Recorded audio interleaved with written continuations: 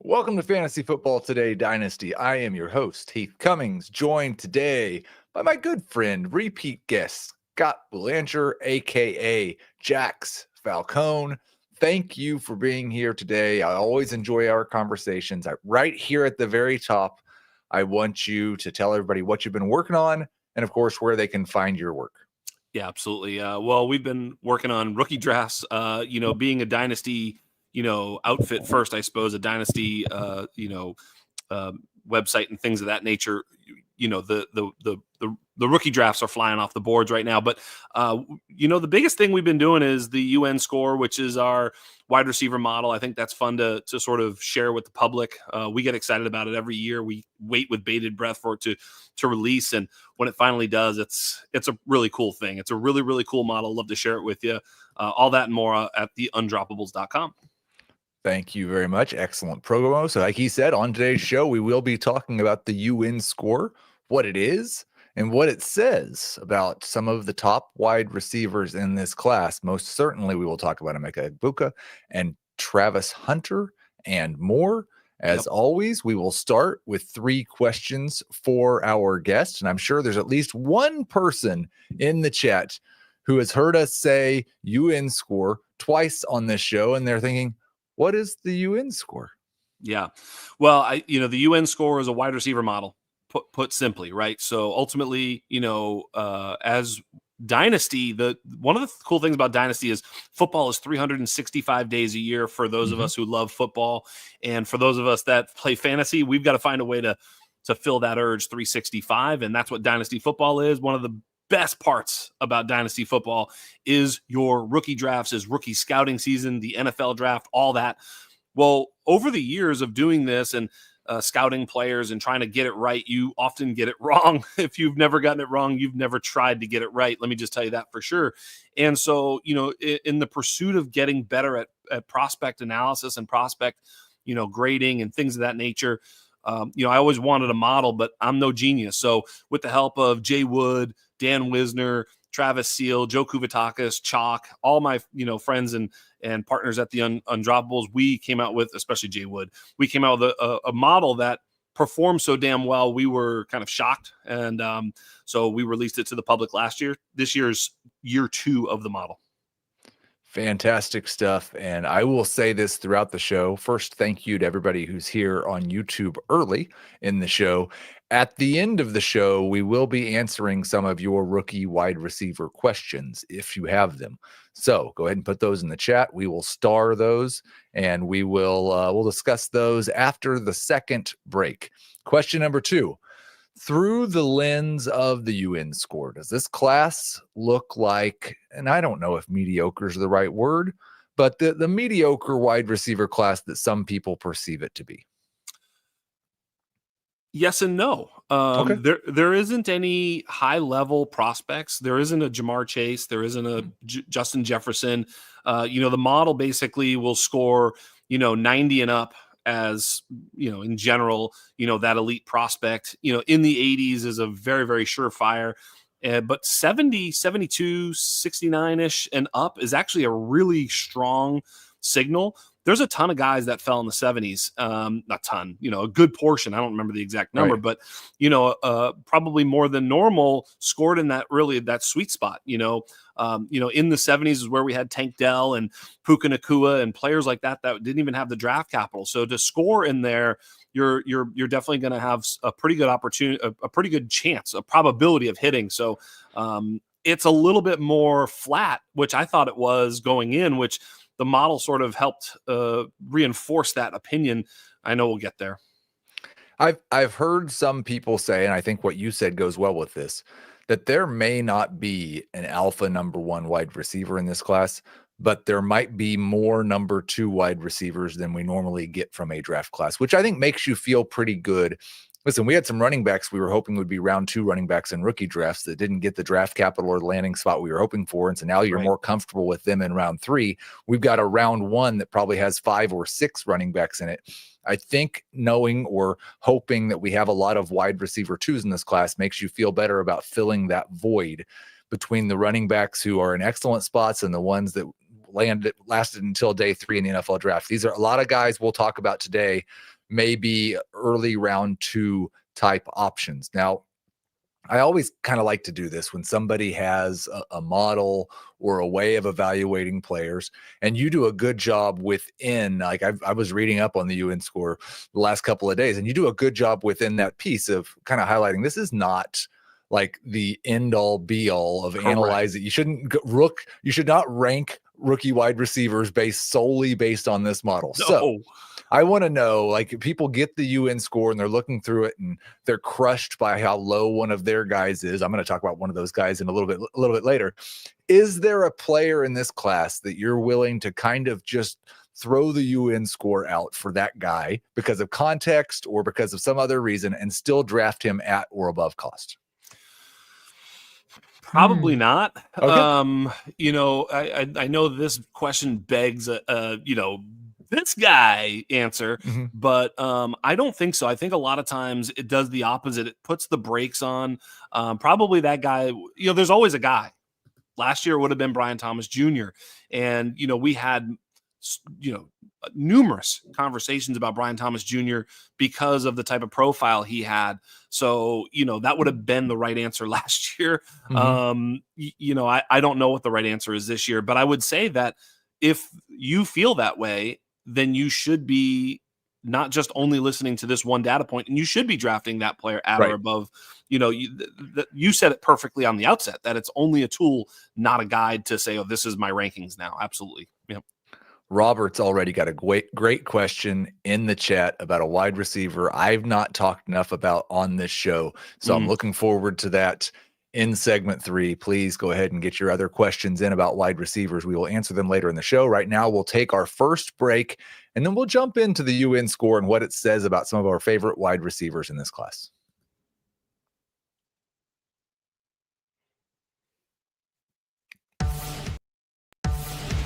When you need your sports news all the time, we've got breaking news to bring to you. CBS Sports HQ gives you a snapshot of all the sports that matter to you. When you need your sports in a snap, find it on CBS Sports HQ, streaming free anywhere you are.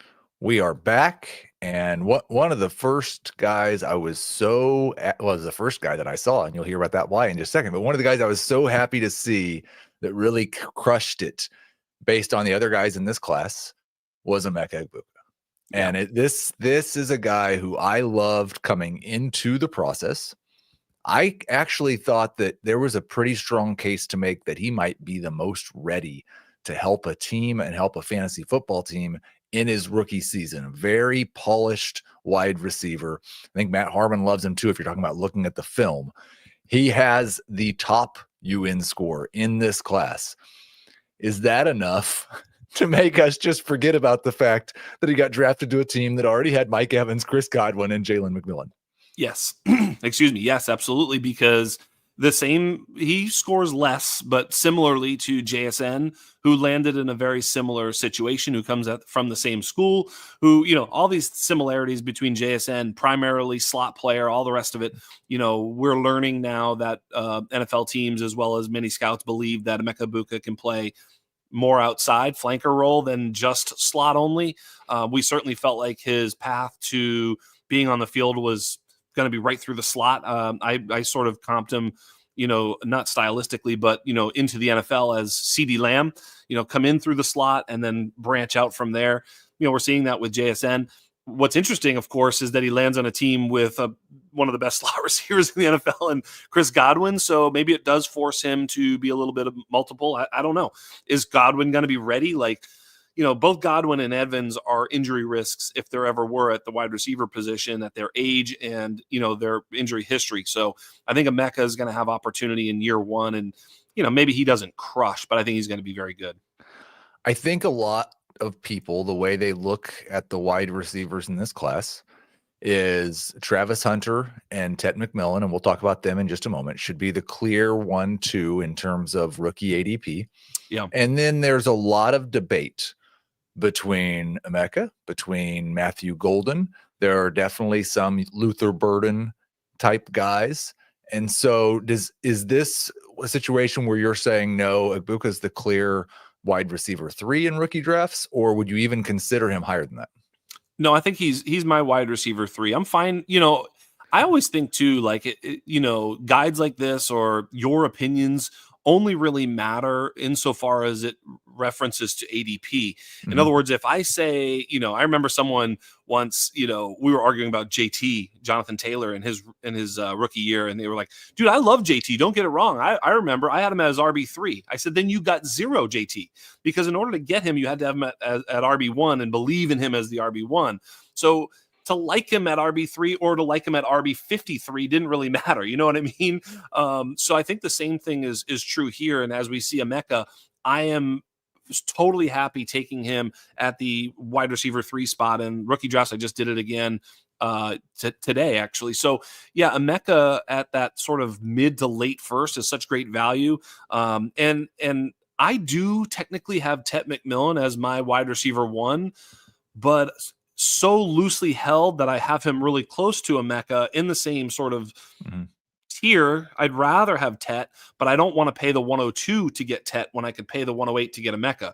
Whatever it takes me, if I'm drafting only once and I have one pick in a first round and I have the 102 and I'm convinced I'm going to take Tet, I'd rather trade whatever I got to do to get to the 108 to get Emeka and take all that value. In other words, Emeka plus versus Tet alone, I'll take. Does that make sense? No, I agree with that completely. I think, and I've heard people frame it this way, and it's kind of how I view the guys. I think the floor for Emeka is as good as anybody's in this class in terms of the next 5 to 10 years. Not looking at Hunter, not looking at Tet.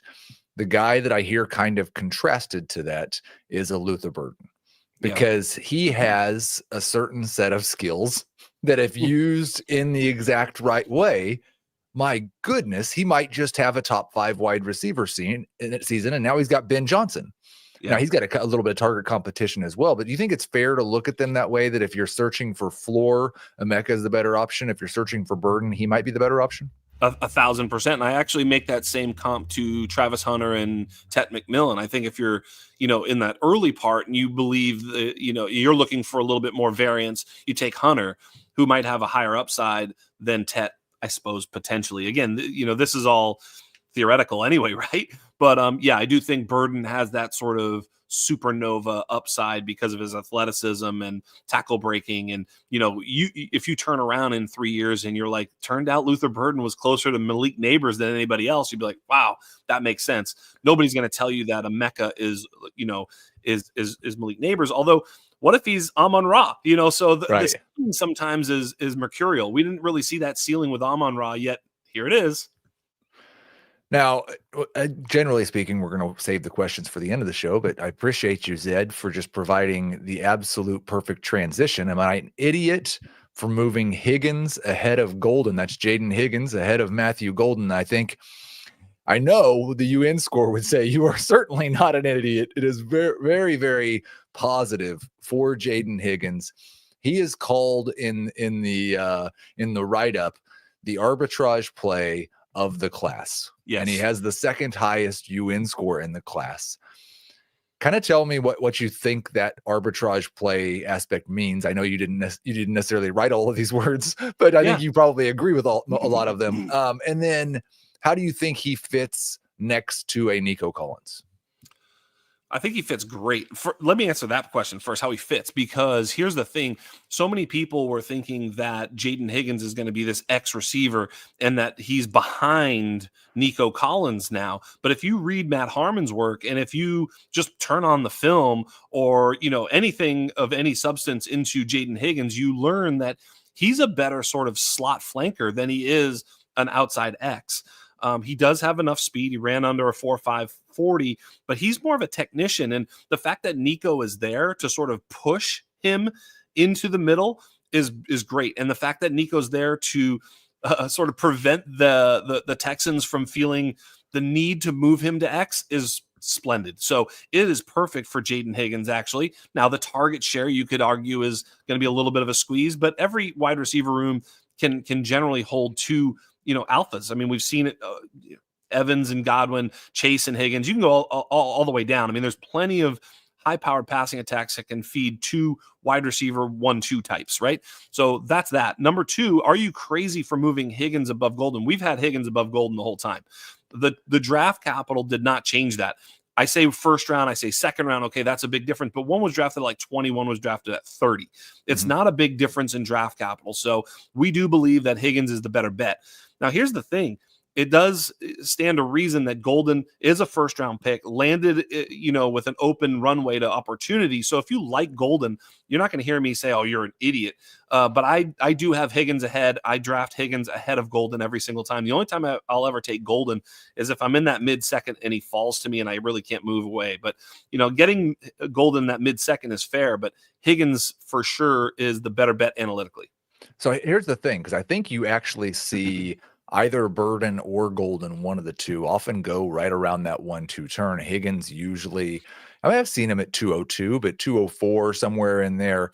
Yeah. We talked about that opportunity to trade back from where you would take Tet to instead taking Egbuka. Does this also provide another opportunity to trade back from maybe that 11 or 12 pick into the 203, 204 range and take Jayden Higgins and pick up extra draft capital? How about trading from whatever pick you're about to pick Tet at?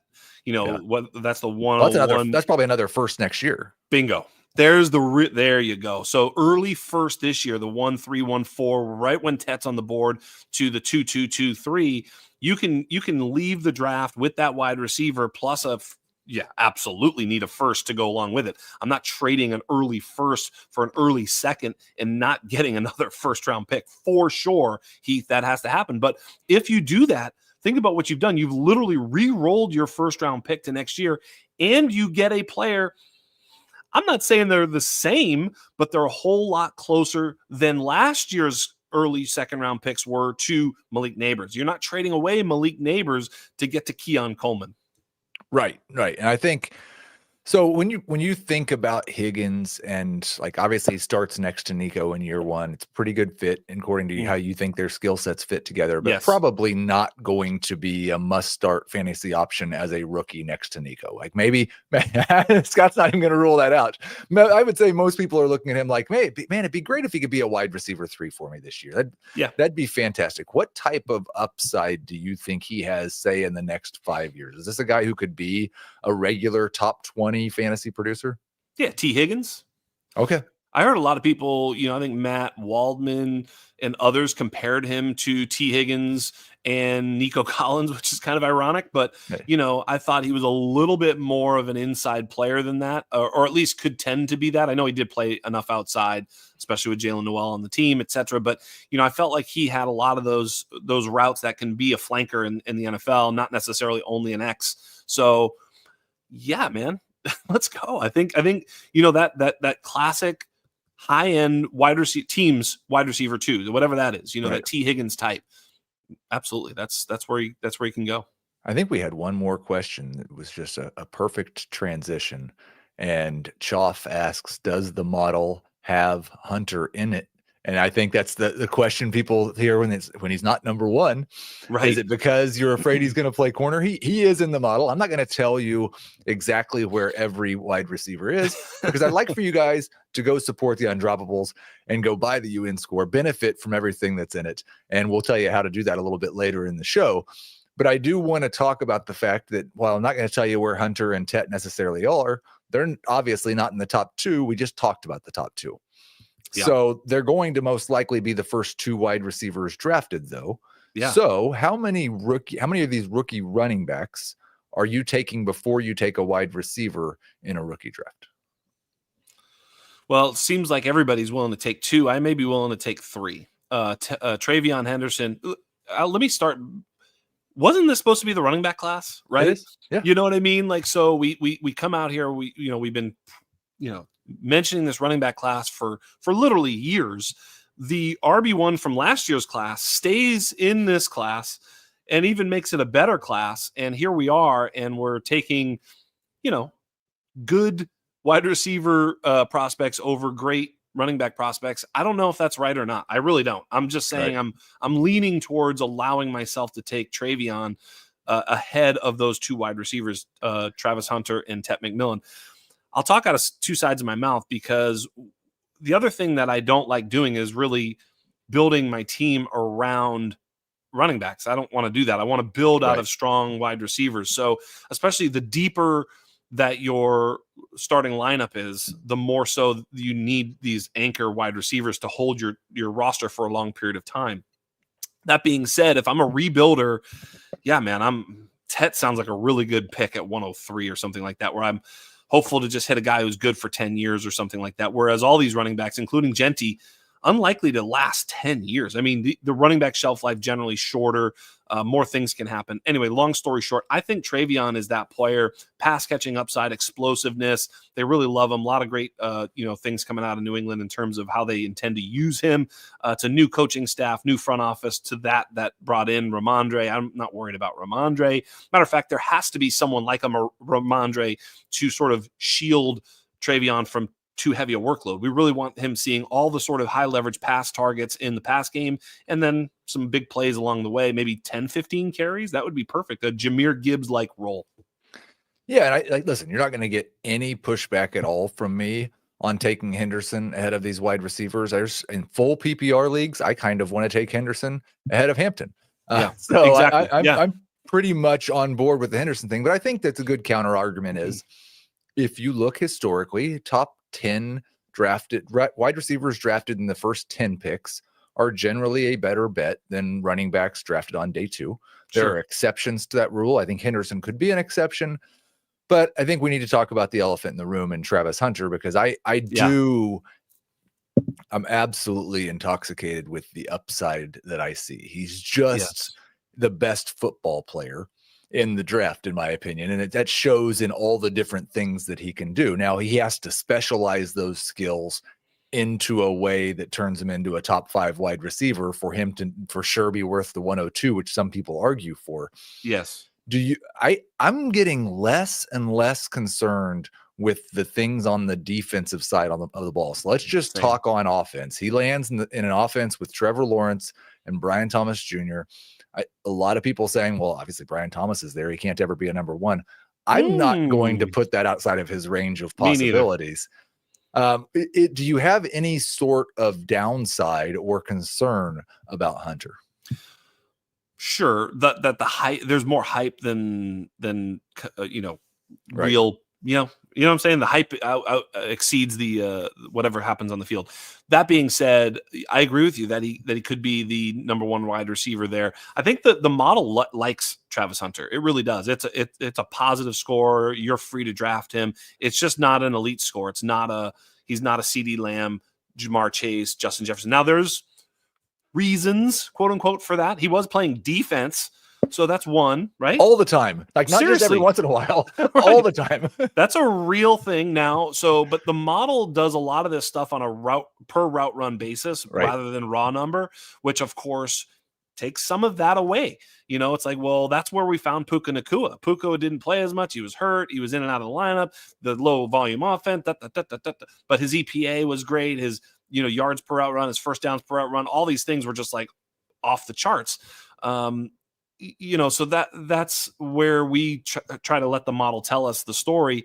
There's also, he played in an offense. I've heard JJ Zacharyson mention this. He played in an offense where they started a lot of wide receivers, which necessarily limits your targets, and your per route run stuff because there's more pass catchers available. Those pass catchers were pretty good. He played primarily X in his final year, almost 95% at the X did Travis Hunter, and there wasn't much protection. So the routes that sort of go to the X can be longer, developing routes. There's a lot of things that we can contextualize and say, at the end of the day, I'm with you that he could very well be. As a matter of fact, for all those reasons, I could have and maybe should have answered Travis Hunter to your earlier question. Is there a player despite the despite the score that you would draft at or above? And Travis Hunter is a damn good answer, but I saved it for this moment. Yeah, I think if you're like us and you're degenerates and you have 15 rookie drafts in the next couple of months or more, or maybe 10, but whatever, sprinkle in. You don't want to walk out of all of those with no Travis Hunter.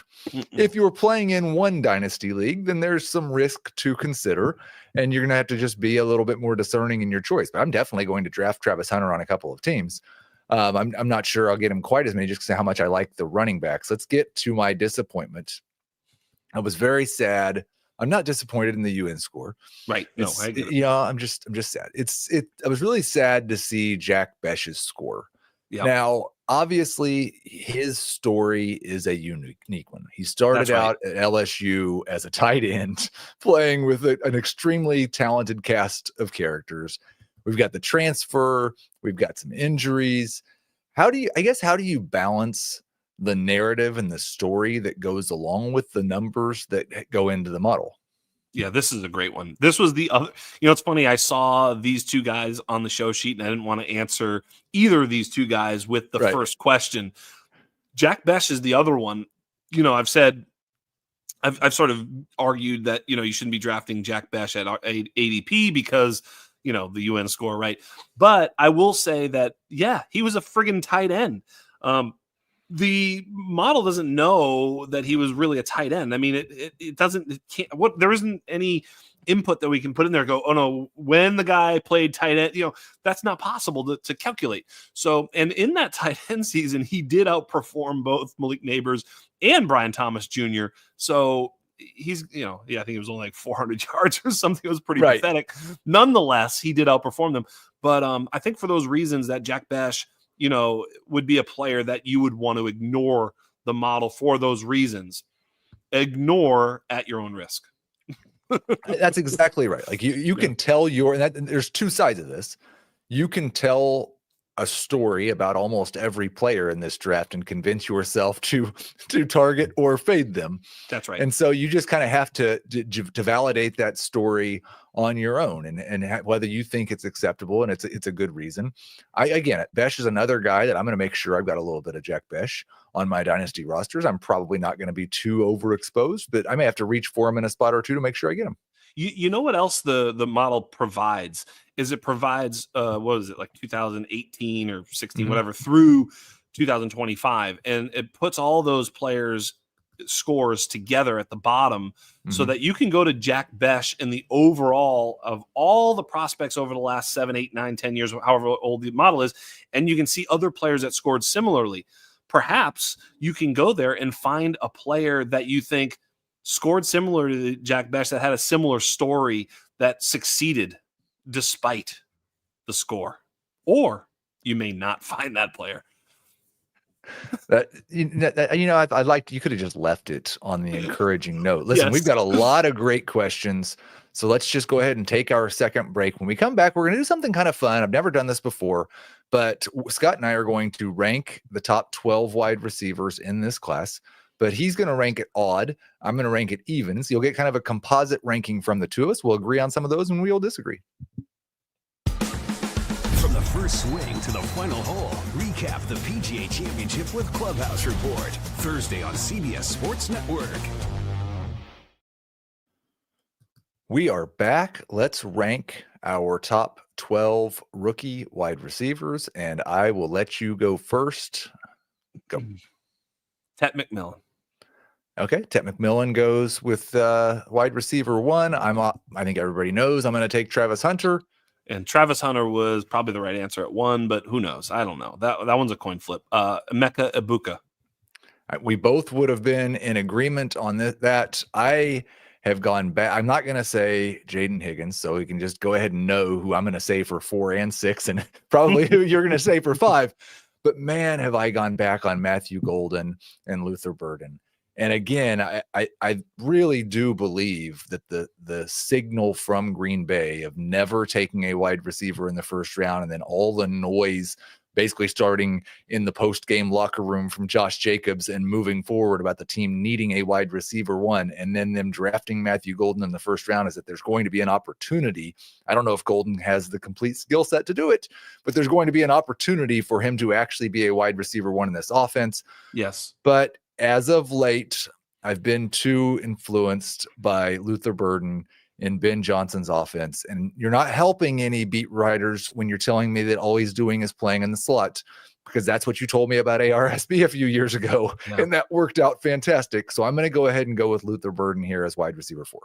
I think that's great. I'll go Jayden Higgins for sure. So we've got Tet Hunter Egbuka, we've got Burden, we've got Higgins, and I don't know that Scott would agree with this, but I'm going to go ahead and put Golden at wide receiver 6. And this is probably where it gets really interesting. Like no matter what order you put them in, these are definitely my top 6 wide receivers in the class. I hold a lot less strong convictions after wide receiver 6. I would agree, but with different players. I have Trey Harris as ahead of Matthew Golden. I know that's probably going to be a hot take. The model does like him a bit better. I think, Harris, in other words, in that 70s, he falls into a range that we were really happy to see him crest. So I've been getting a lot of Trey Harris, and the great thing is I just got Trey Harris at the 2.08 in a 14-team league. Yeah. I mean, I can't be more happy.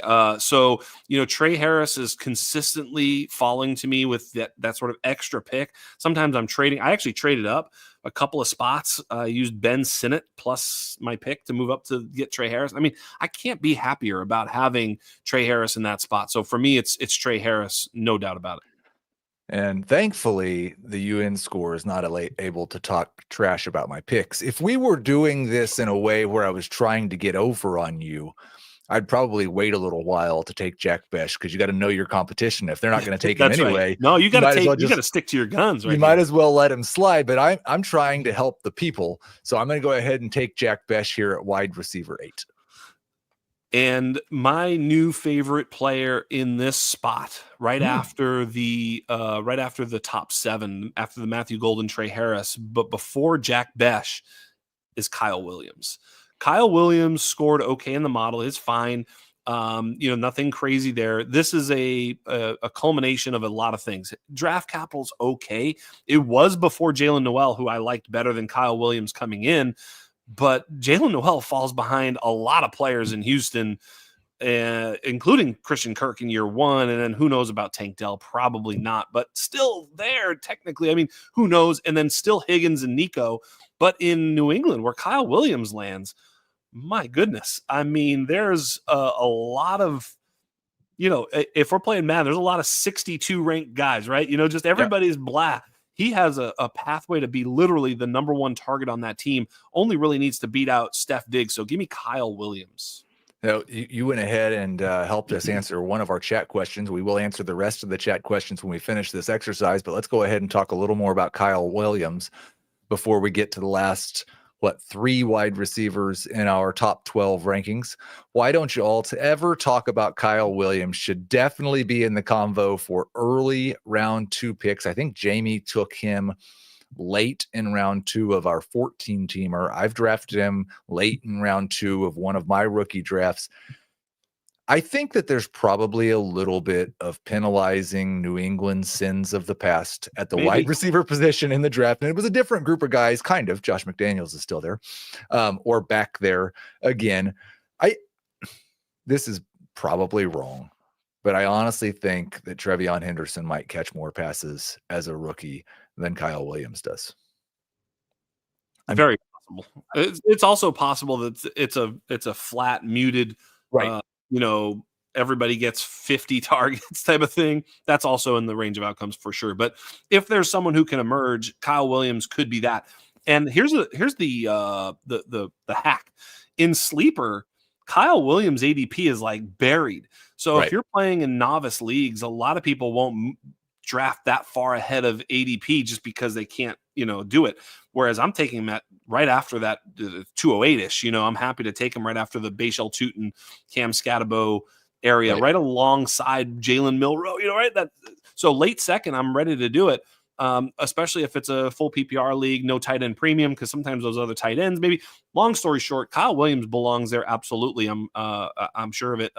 Just for the off chance that he does get that, he could be a 100 target player in year 1. Also possible here. So, and he is my number 10 wide receiver. He just went number 9 here for us. I think he might have been 7 or 8 for Scott. Yep. But so he's at 9. I'm going to go ahead and take Jalen Noel. I think like all the things you say about Higgins and the positivity that the UN score reflects about Higgins does give me concern, because there's obviously already a great Nico Collins there. But these guys have played together and both been extremely successful in the past. And I think when you get to this part of the wide receiver rankings, it's hard to elevate anyone else over him. We have a later question about sleepers of the wide receiver position. And a lot of times my cue when you get past the first 3 rounds is just running backs. Yeah. So there's not a lot of those. So I think even though you took Williams there and he would have been right after Noel for me, I'll take Noel. We've got 2 left. We've got 10. Let's rank wide receiver 11 and 12. I'm going to snipe you because you should have taken him. You should have taken him here. I probably would have gone a different way if you did take your guy, but I'm taking Jalen Royals because how dare you not take a Kansas City player? That is not right. I took my Patriot. I took Kyle Williams. Jalen Royals absolutely right here. So is there any I know that your process is much deeper than this, so I don't want this to sound insulting, but is there any like strong case you can make for Jalen Royals that doesn't include the words Chiefs or Mahomes? Yeah, for sure. Dude, what's ironic is that, I kept comping him to Rashee Rice, but like a tough one. Like this kid he's built like I can't say what he's built like, a brick, what house. Yeah. See, I'm editing myself. I'm growing. I'm becoming a better CBS analyst. Here we go. But he's just a real tough player. And so, he was hurt at the Senior Bowl, so he wasn't able to really show out. He still kind of gritted through it. Like this kid's a real tough player. Comes from a small school. The model takes that into consideration, which is a good thing because his performance, kind of makes him a little bit more Sky Moore than it does Rashee Rice, which, not to use 2 Kansas City players there, but we're kind of hoping for Rashee Rice, but we're scared he's Sky Moore. Again, not the same type of player, but you know what I mean, outcome related. I really like Jalen Royals, and he's also I know it's early, but a lot of positive things coming out of camp already. I think he's going to be a really tough kid, and he's going to be a tough kid to get off the field, over the long term. One real negative I thought from minicamp was his number selection. Oh no! Sounds like he's going to be number 11. Okay, and I think it's a real missed opportunity because if people had the opportunity to buy a Chiefs jersey that said Royals 85 when they won the World Series against the Cardinals, or Royals 15 when they won the World Series against the Mets. I like this. Then that would have been one of the most popular selling jerseys in Kansas City. Royals 11. I'm not sure that's going to do things. He's going to have to actually do things on the football field. But where were you for this number selection? This is absolutely 100% correct. And by the way, another reason why Matthew Golden very, very dubious on this number. What did he select? 22? Yeah. 22. That's lots of bad numbers. Hopefully, but I think some of these numbers will change when we get to August. Oh my God, I hope so. Shades of Sky Moore's 24 choice, which was like, dude, you want to play cornerback? I didn't know that. Like, not absolutely no good at all. Wide receiver 12. I will. Let's just go ahead and get another chat question out of the way. Does Pat Michael Thomas 2.0 Bryant have a chance to lead the Broncos in targets by next season? If you mean by next season 2026, I think you could make that argument. If you're saying 2025 with Cortland Sutton there, I don't think he has a very good chance.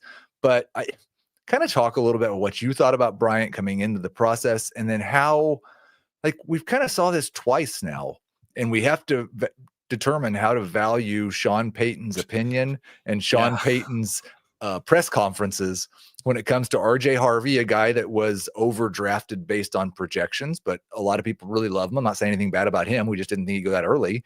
And then Pat Bryant, another guy who's overdrafted, and somehow Sean Payton thinks it's a good idea to bring up Michael Thomas when talking about him.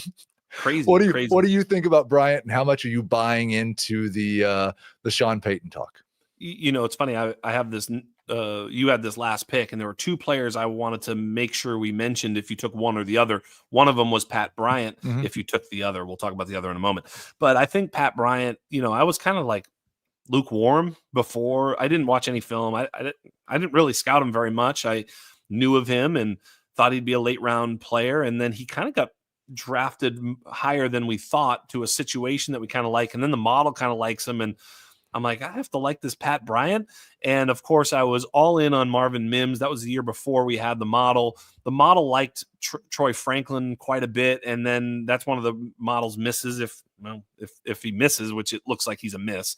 And so I'm 2 years in a row, getting, hoodwinked by this Denver Broncos wide receiver selection and Sean Payton. I'm just going to make it 3 for 3, be all in on Pat Bryant so I can just have 1, 2, 3 strikes and just get absolutely crushed 3 years in a row by Denver Bronco wide receiver prospects. Never gone wrong for anyone. That wraps up our top 12 wide receivers. It goes Tet, Hunter, Egbuka, Burden, Higgins, Golden, Harris, Bech, Kyle Williams, Jalen Knoll, Jalen Royals, Pat Bryant. Let's get to you. And Alec Ayamanor, I think, has to be mentioned here. Do you have him as your next guy? I just feel like he is directly behind Pat Bryant. There you go. And I've got another name there that is solely just giving credit to the Detroit Lions. It's that one hurts even worse than the Jack Bech one, doesn't it? Yeah. When you saw maybe I'm not even gonna say his name. Just know that if you go purchase the UN score and it'll hurt. Scroll to the very bottom, like look for the lowest possible ranking you could possibly guess. You'll find a player, and you'll find a player that was drafted by the Lions. You know who will. It is. So let's get to a couple of these questions that we do still have left over from the chat. We didn't use them all. And we got one here, 12-team Dynasty League. Any late round wide receiver flyers? I've got 4-12 and 5-12. My first, just off the cuff answer is no. Yes, but that's right. I think that's right. But at the same time, the other thing I always say is once you get past the first 36, maybe 40 picks, we have absolutely no idea what order they're going to be drafted in or who's going to take who. You might get a running back run. It's possible that Tesla or Io Manor or maybe, no, that's probably pretty much it. Is there anybody else that you kind of like that's really just almost going unnoticed on draft day at the wide receiver position? Yeah, let me preface this by saying if the top 20 to 22 or 3 running backs have not been selected, I'm talking down to Ja'Cory, Kroski, Merritt, Jordan James, even maybe Monangai, all those guys, and certainly Ollie Gordon, Damian Martinez, Trevor Etienne, Taj Brooks, Woody Marks. If any of those guys are on the board, do not draft a late wide receiver. Right. Period. You hit all those buttons first because the asymmetrical upside of a running back who's thrust into a starting role is he could be sold like Carson Steele, who nobody even knew who he was, for a second or first round pick. Whereas if a wide receiver gets thrust into the lineup like Jacob Cowing did for the Niners, nobody even knows he played. Okay. So generally speaking, the wide receivers, even if they get their shot, don't pan out. To that end, though, there are a couple players later that I do like. And, as we affectionately call them on the Underground, which is our other podcast, which I'll mention on the out, is Mr. Ricardo Blanco, which is Ricky White out in Seattle. He was one of the best returners and special teams players. So he's got a special teams avenue to stay on the team. So when you're talking about a late round player, you don't want him to be cut. So Ricky White is going to probably make the team as a special teamer. And if he's any good, could find a role in the offense, especially on a shallow depth chart like Seattle. So Ricky White's a good one. There's others. I don't know if you have any. I like Ty Felton and Torrey Horton. They're a little bit earlier, but sometimes because of that running back run and maybe tight end and quarterback, sometimes one of those two guys, Ty Felton or Torrey Horton, which are priority late round ads for me. So if I'm in that 4th round and all of a sudden the running backs have gone rat-a-tat-tat and one of those two guys is still there, I'm absolutely smashing on either Ty Felton or Torrey Horton for the same reasons. Ty Felton could be the wide receiver 3 in Minnesota. And, if he's any good, the model thinks he's pretty good, then he could have an opportunity to actually get some targets in that offense. Torrey Horton plays where, my goodness, there could be ample opportunity. Same sort of story for Ricky White, but I think Torrey Horton's going to actually play almost out the gate as a deep threat in that Seattle offense. We had one more name that got thrown in there while we were talking. Yeah. And it is the man who hopefully serves as a future example for years and years to come of prospects. If you have an ankle that is swollen to the size of a softball, maybe don't run the 40. That is Restrepo out of Miami. And I'm kind of open to this idea. Yeah. Just because, like, obviously crushed his draft capital with the combine performance. But there's probably a reason for that. Like, he wasn't healthy. Yeah. Maybe we can look back and laugh in 2 years about, remember when he fell because he tried to run the 40 on a broken ankle? He wasn't broken, but on a badly sprained ankle. Any appeal there? I think probably at 5'12", yes, for sure. Even as early as late fourth. Sure, because he's also with his quarterback. They're in love. It's a love story. So the old shower narrative, locker room narrative. Yeah, I think there's going to be a symmetry there. A camaraderie.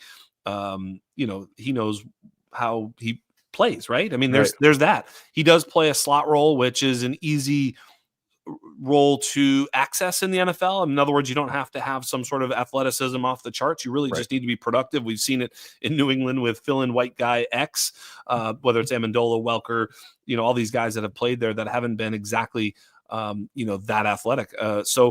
Yeah, there's a path for him to get targets and to be successful, which is the same reason I like Alec Ayamanor, who also scores very well in the model. I have taken a little heat over the years about my mocking of Duval and the Jacksonville Jaguars, which, in fairness to me, they've given us a lot of reasons to mock. But we're going to be nice, and we're going to finish with 3 questions about the Jacksonville Jaguars. We will start with, who is the Mike Evans in Duval? We're talking about this system that was in Tampa Bay coming to Jacksonville this season. I've heard talk about how, Travis Hunter is going to get that Chris Godwin role, but I've also heard talk about how, Brian Thomas is going to have that Chris Godwin role. Do you think that just because they have the head coach that designed that offense last year, they are going to have a Mike Evans and a Chris Godwin role, or are these guys just different players? Well, I know it certainly won't be Gabe Davis. That much it will not be Gabe Davis, unfortunately. And we can probably rule out Parker Washington playing the Chris Godwin role. Yeah. Look, I think, to whatever extent you want to say that it is, I mean, Brian Thomas will be playing the Brian Thomas role, which is, dude runs downfield and beats everybody. He's faster than everybody, bigger, stronger, super athletic, great at the catch point. I don't know. Is that the Mike Evans role? I mean, I guess. I think, the cool thing about, Travis Hunter is, as I mentioned, he played about 94% out wide last year. The year before that, he played about 70% in the slot. So he can play slot or outside. He's proven he can play anywhere. So I think in 2 wide receiver sets, it's going to be Hunter and Thomas. It'll be interesting to see how they sort of deploy. I don't know if you ever watch games. You ever do this, Heath? You're watching a game, and I'll look over at the people I'm with and be like, they're going to run here. Yeah. And then they'll run the ball, and they go, how did you know that? And it's just because, like, CeeDee Lamb came off the field, or Steph Diggs used to do this. He'd come off the field. I'm like, they're running the football here. This is a running play. Like, literally, they didn't announce it. I wonder if they'll do that with Hunter, where it's like they're going to run the ball, and they're just like, he comes off the field, like, oh, they're going to run the football here. This is like an age-old thing where they'll try to save snaps for premier wide receivers so that they don't have to, endure more physical contact by blocking. I think that's probably what they'll do with Travis Hunter, by the way. But anyway, I'm digressing. Okay, question number 2 from Jacksonville. Will Trevor Lawrence finally break out with the new coach and getting Travis Hunter? If I've taken a little bit of heat for being the skeptic on Trevor Lawrence, but if it was ever going to happen, I mean, it happened for Sam Darnold way too late. Geno Smith had a career year after 30. Trevor Lawrence isn't that old. Is it time?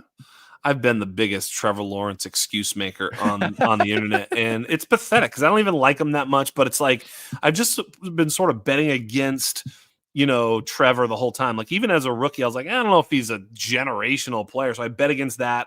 That was a win, but I've been betting against the sort of the opposite of that for so many years now, and it just has not happened. I feel like he's a really good football player, really good player. He's gotten hurt. He got his head smashed on the ground. Like, that was rough to watch. Like, he's had a couple of really tough injuries that have slowed him down. The offense hasn't been good. The organization is always a mess. Yeah, you'd like to think this year things can come together. He's got 2 great weapons. I don't know, man. I'm unqualified to answer this question. Emotional damage. Here's what I can tell you. If we finally get the Trevor Lawrence breakout, I can tell you with near certainty what it's going to look like. And it's going to look like he figured things out in the red zone. As a rookie, he had a disastrous 2% touchdown rate. You don't make too much of that because he was a rookie and he had Urban Meyer, and that's something rookie quarterbacks often struggle with. Year 2, it jumped up to 4.3%. We thought, okay, he's looking like a normal NFL quarterback. The sky's the limit. The last 2 years, 3.7 and 3.9% touchdown rates. He owns a career 3.4% touchdown rate on 2,034 pass attempts. I'd say that's historic, not because there haven't been people worse, but almost everybody who throws 2,000 passes with a touchdown rate that low gets replaced. Right. He is getting so many more opportunities than anybody else rightfully should. And that will be the place. Is we'll see, I think early on, if you see him finding success with Hunter and Thomas in the red zone, I'm probably going to buy pretty early. If he has a couple of 350-yard pass games where he throws 2 touchdowns on 45 attempts, I'm not going to be quite as certain that it's actually happening. We've got one more Jacksonville question. And I think we kind of answered the first part of this. How high is your Travis Hunter faith compared to last year's elite wideouts? And the answer is not as high. Like we would view him more of a second tier wide receiver at best in the last couple of draft classes. But he got offered Jamar Chase for Travis Hunter plus Devon Achane. Now, I'm higher on Hunter than I think consensus is in terms of the wide receiver rankings and maybe even in terms of dynasty values. And so I look at my trade chart, and this is a case where the 2-player side definitely is worth more value. As I talk about all the time, if you're giving away the best player in the league, you have to get at least a 10% premium in value. Yeah. What I hadn't thought of until just this moment is, what if you're trading the best player, not just in the trade, but in your entire fantasy football league, which you might be if you trade Jamar Chase away? I probably have to get an even bigger surplus. What do you think of this offer? Somebody offers, you just took Travis Hunter on a rookie draft. They were right behind you and desperately wanted him. And they said, oh, you know what? I'll give you Chase and Travis, or Chase for Hunter and Achane. In almost all situations, I'm taking Chase here. So, I mean, there's maybe some roster situations where I wouldn't. Hey, by the way, we're talking about Travis Hunter. So if you go back and look at Trevor Lawrence, so if you remember, Brian Thomas Jr. played with Trevor Lawrence and he played with Mac Jones. Mm-hmm. He was more efficient. Don't say it. He was more efficient with Trevor Lawrence, but he saw a much higher target share with Mac Jones. Mac Jones was locked onto him. But when Brian Thomas Jr. played with other receivers with Trevor Lawrence, his target share was lower than it was with Mac Jones. In college, Travis Hunter had a higher targets per route run than Brian Thomas Jr. As a matter of fact, Brian Thomas Jr., one of the lower targets per route run amongst elite receivers as a college player. It's very, very possible that Travis Hunter out-targets Brian Thomas Jr. I would expect Brian Thomas Jr. to make more big plays, be more involved in the red zone, have more touchdowns, things of that nature. But it's very, very possible we're looking at a situation where, I'll just make it up here, that we see Travis Hunter with 140 targets and, Brian Thomas Jr. 110, 120 type of thing. Maybe not in year one. I don't really know how year one plays out, but, especially out the gate. But sort of where the water settles, it could be that we just see a couple of more targets per game going to Travis Hunter with the bigger plays going to Brian Thomas. I think that's actually, I'm not predicting that. I have Brian Thomas ahead of Travis Hunter, but when we talk about the ways that Travis Hunter can get there, even despite Brian Thomas Jr. being there, that's kind of the story you have to tell. But yeah, give me Chase, please. Yeah, I don't think, at the very least, I think we're probably in agreement that the fact that Brian Thomas Jr. is there should not make you shy away from believing in Travis Hunter's upside. If Right. he delivers on everything that's possible for him, I think he's probably going to be the best wide receiver in Jacksonville personally, especially in a full PPR league.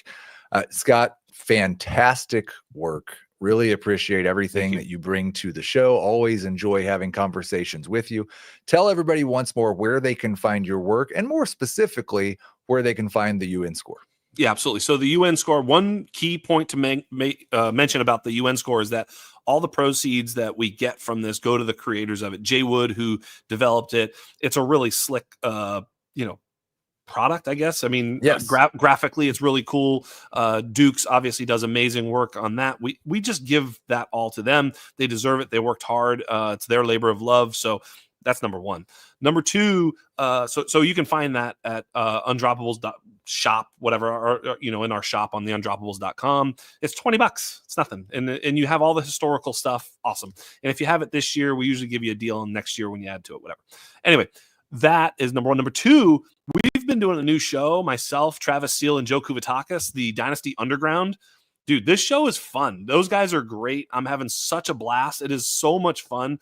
We are really unearthing our processes and having a ton of fun. If you're a Dynasty guy and you're not watching and or listening to the Dynasty Underground, man, you're missing out. It's a lot of fun. We're getting a lot of great feedback. So if you're going to check anything out, Joe, go check that out. Of course, I do the Undrafted. I'll have JJ Zacharyson on this week, and that's been a lot of fun as well. So check it out.